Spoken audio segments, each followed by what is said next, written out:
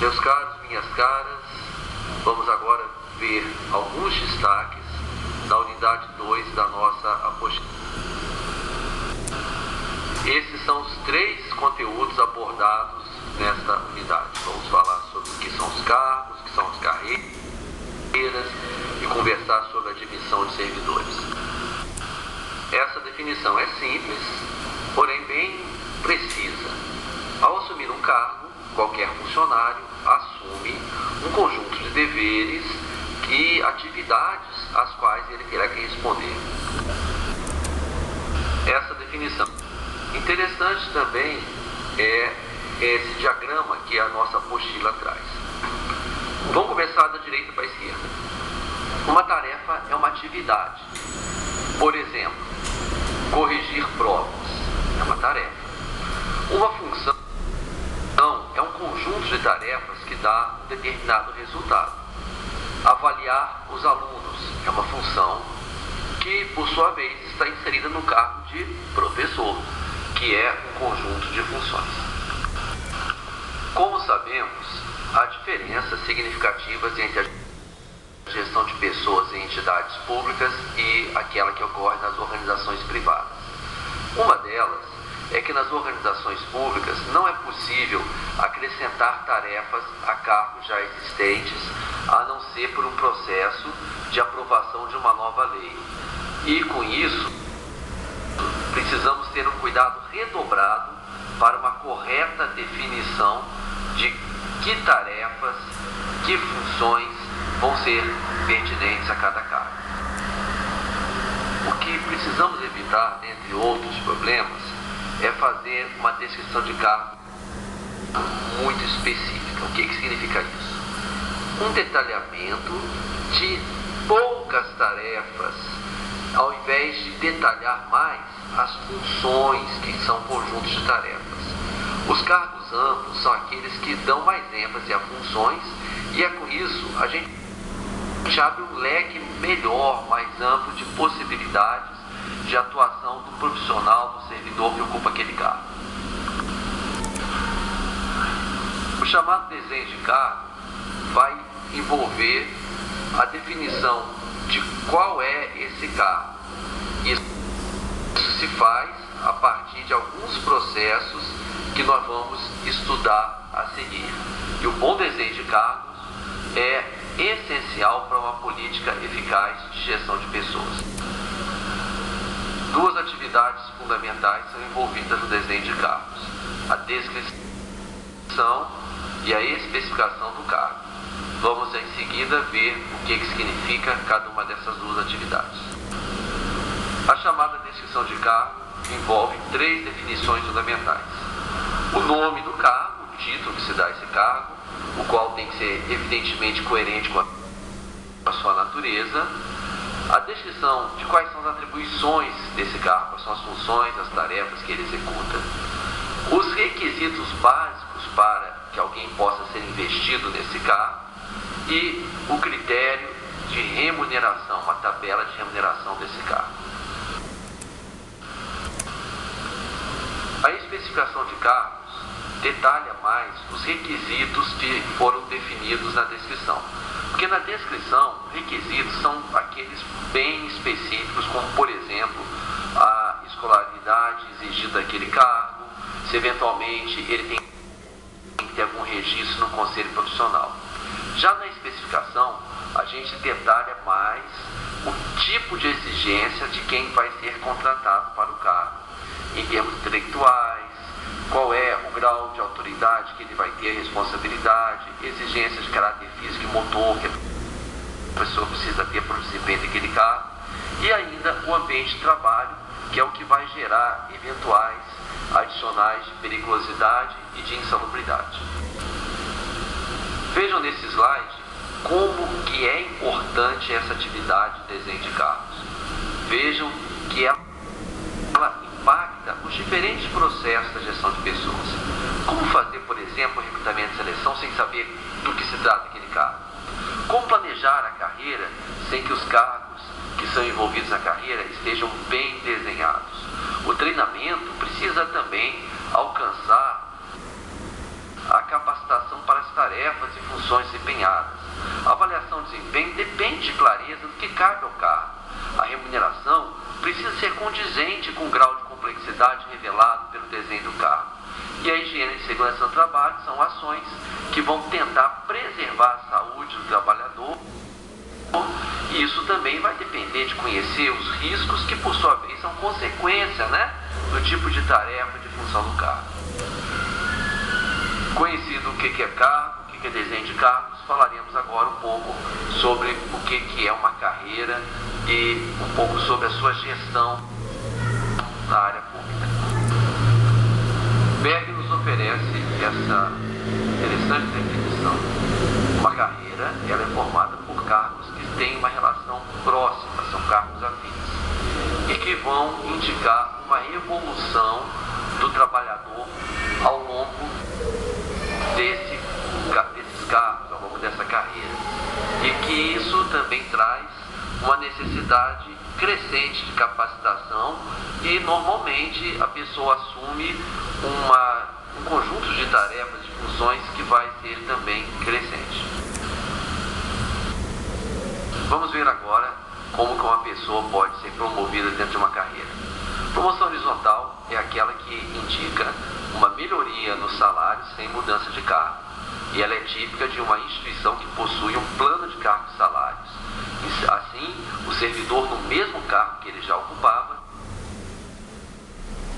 ele recebe, de tempos em tempos, ele pode receber uma promoção para um salário mais elevado, conforme ou a avaliação do seu desempenho ou o alcance de um tempo mínimo no cargo, que é a chamada antiguidade. A vertical, ela se dá quando há uma mudança de cargo. Na área pública, ao contrário das empresas privadas, ela não pode ser feita para cargos distintos, apenas para cargos que, na verdade, representam classes diferentes de um mesmo cargo. Por exemplo, professor universitário. Você tem professor auxiliar, professor assistente, professor adjunto, professor associado, professor titular, que na verdade é um cargo só, mas ao longo do tempo, de acordo com critérios estabelecidos, o professor recebe essa mudança de classe. A ascensão funcional é quando então há uma mudança mesmo de cargo. É o caso, por exemplo, de uma pessoa que é auxiliar administrativo e de repente ela passa a ser administradora. Mas isso só é possível na área pública por meio de um concurso público, onde os atuais servidores vão concorrer em igualdade de condições com qualquer pessoa de fora da organização. Essa é uma imposição da nossa Constituição. Na área pública, então, nós temos uma limitação maior na gestão da carreira. Numa empresa privada, um bom funcionário, aquele que se destaca, ele pode, com facilidade, ser nomeado para cargos mais elevados, o que não pode ocorrer, como acabamos de dizer. Então, uma interessante opção para os gestores das organizações públicas é investir no aprendizado constante, porque isso dá ao servidor um sentimento de crescimento, ele também se sente promovido, além de capacitá-lo para poder fazer outros concursos públicos para cargos mais elevados, garantindo assim a sua ascensão funcional.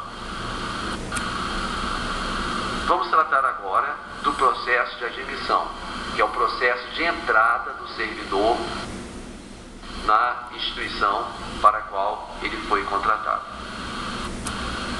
Tudo começa quando há a detecção de uma vaga, o que pode ser pela saída do antigo ocupante, pela ampliação do número de vagas em função do aumento de serviço ou outro motivo qualquer. Uma vez detectada, tem que haver uma autorização para o suprimento dessa vaga pela autoridade competente, o que vai depender da instituição e do nível de governo ao qual estamos se referindo. E aí passamos ao processo de recrutamento, que é quando a gente chama candidatos que podem concorrer àquela vaga. Depois a seleção, que é a escolha daqueles candidatos que mostraram melhor mérito para poder ocupar a vaga. A nomeação, que é quando sai o resultado do processo seletivo e é publicado no Diário Oficial, a nomeação da pessoa aprovada ou das pessoas. A posse, quando a autoridade competente dá a essa pessoa posse no cargo, e a entrada em exercício, que é quando ela efetivamente começa a trabalhar.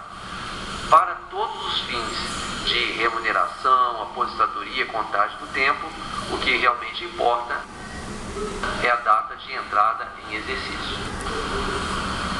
O recrutamento na área pública é bem conhecido. Ele precisa ser feito pela publicação de um edital, o qual tem que receber ampla divulgação. Depois do recrutamento, quando são feitas as inscrições, elas são homologadas, passamos então para o momento da seleção. Essas são as 3 técnicas básicas que podem ser utilizadas. Na primeira, você pode ter a previsão de uma prova prática, no caso, por exemplo, de um professor, é uma prova de aula, e também de uma prova teórica, onde a pessoa ela tem que apresentar conhecimentos relacionados ao cargo ou conhecimentos gerais, como português, matemática, legislação pública. A prova de título ela é feita mediante análise do currículo comprovado. Então, são estabelecidos pontos para as pessoas de acordo com a titulação acadêmica, dos anos de experiência com uma função e outros critérios. Esses critérios têm que estar muito bem estabelecidos no edital, com os pontos, com o peso de cada um. E temos também a entrevista.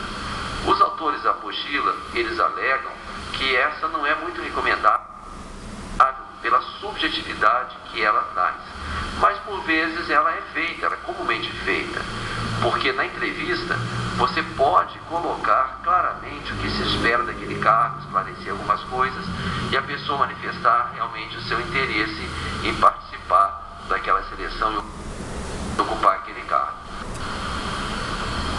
Bom, o contrário da admissão é a dispensa, que é um momento também importante para o funcionário, para a organização, que tem que ser gerenciado com muito cuidado.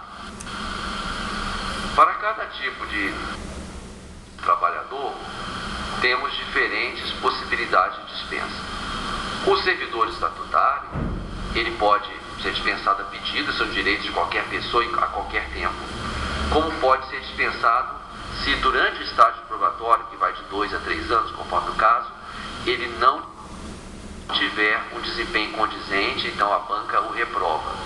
Depois do estágio probatório, somente por penalização, mediante a abertura de um processo, o que é algo complexo, difícil e que só costuma acontecer em casos extremos.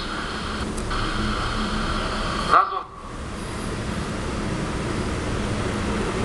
organizações públicas que têm servidores seletistas, ou seja, aqueles que seguem a CLT e não o Estatuto do Funcionário Público, a gente pode ter, além da demissão a pedido, as demissões simples, sem requerer um processo administrativo. São demissões que podem acontecer por justa causa, que são quando ocorrem faltas graves determinadas na lei trabalhista, ou sem justa causa, quando há simplesmente uma redução do quadro ou outro fator. Servidores em regime especial são aqueles que são contratados por um tempo determinado, por exemplo, um professor substituto, ou para ocupar um cargo em comissão, um secretário, um subsecretário. Eles têm, então, uma característica própria e podem, além da demissão a pedido, que naturalmente é aplicável a qualquer tipo de trabalho, a demissão ocorre ao fim do tempo previsto, de 1 ano, 2 anos, conforme o contrato, automaticamente, ou pela dispensa do cargo em comissão, que pode acontecer a qualquer tempo. Trata-se de um processo, então, simples, que pode ser gerenciado pelos gestores públicos sem maiores dificuldades quando se faz necessário. Bem, meus caros, minhas caras, essa é, então, a unidade 2 da nossa apostila. Esses são os principais temas que ela trata, que nós gostaríamos de destacar. É claro que o que vimos aqui não substitui uma leitura atenta, o estudo da apostila. Qualquer dúvida que vocês tenham, por favor, não hesitem em nos acessar por meio do fórum de dúvidas da plataforma Moodle. Um abraço para vocês e um bom estudo.